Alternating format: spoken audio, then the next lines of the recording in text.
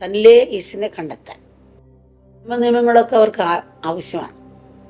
ബ്രഹ്മചര്യമോ, വാക്കിൽ വിനയമോ, നോട്ടത്തിൽ വിനയമോ, നടത്തയിൽ വിനയമോ, പൂർവ്വകർമ്മത്തിലാവുക, ശ്രദ്ധ, എങ്ങനെ നീങ്ങണം. ഒരു സാധകൻ ഡ്രൈവിംഗ് പഠിക്കുന്നവരാൻ നേരെ ഹൈവേ കൂടെ കൊണ്ടൊരു വണ്ടി അടിച്ച് എല്ലാത്തിനെയും വണ്ടി അടിക്കും, ഇയാളും ചത്തുപോകും.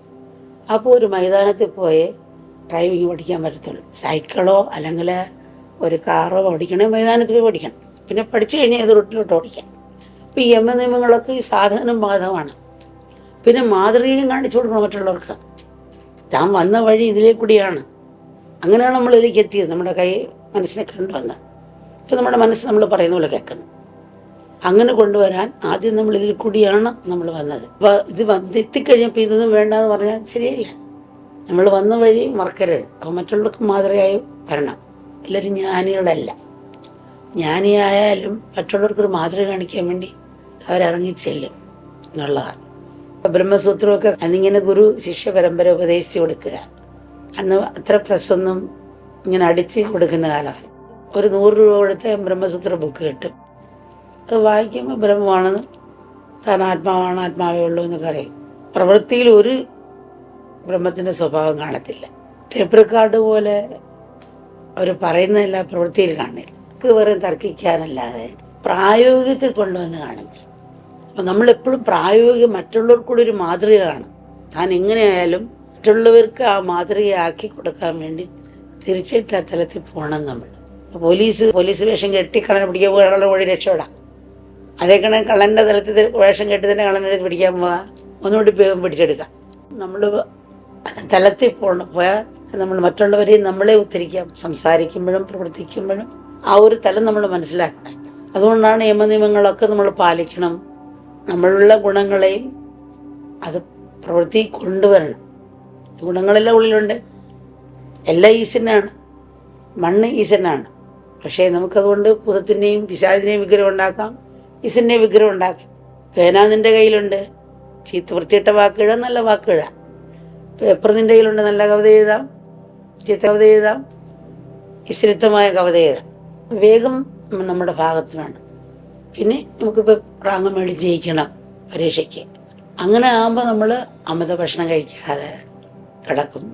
അപ്പോൾ വെളുപ്പിൽ എഴുന്നേൽക്കാൻ പറ്റും, കൂടുതൽ പഠിക്കാൻ പറ്റും, സിനിമയ്ക്ക് പോകില്ല. ഇങ്ങനെയൊക്കെ നമ്മൾ പരീക്ഷയ്ക്ക് ജയിക്കണം. പരീക്ഷയാണ്, ഇത്ര TV അല്ലെങ്കിൽ കമ്പ്യൂട്ടർ കാണില്ല. ആ ലക്ഷ്യമാണ് ഈ വൈദ്യുതിൽ നിന്നും അതിജീവിക്കാനുള്ള വൈരാഗ്യം കിട്ടുന്നത്. ഈ ലക്ഷ്യമുണ്ടെങ്കിൽ നമുക്ക് പ്രയത്നിക്കാനുള്ള പ്രേരണയും ശക്തിയും കിട്ടുകയുള്ളൂ.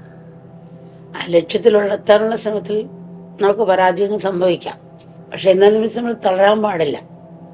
നമ്മളിപ്പോൾ എന്നടുത്ത് പോകണം, ഓടിപ്പോയി വഴി വെച്ച് വീണു.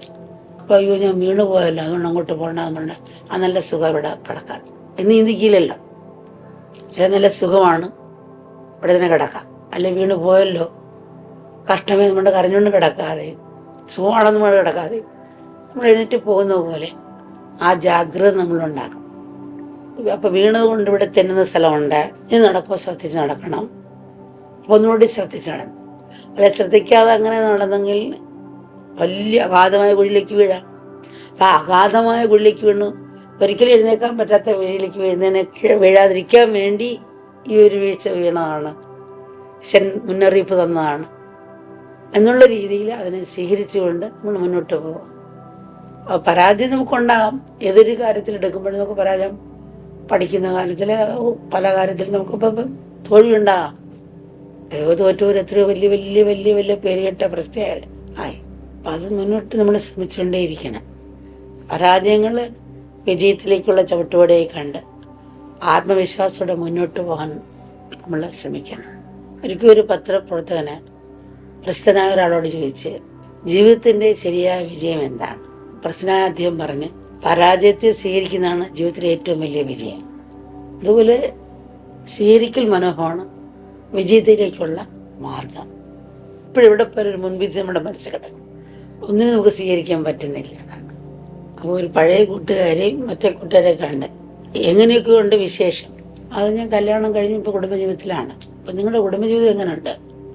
ഞാൻ കുട്ടികൾ ജനിക്കുന്നതിന് മുമ്പേ കുട്ടികളുണ്ടായാൽ എങ്ങനെയൊക്കെ വളർത്തണമെന്ന് 6 നിയമങ്ങൾ പഠിച്ചു.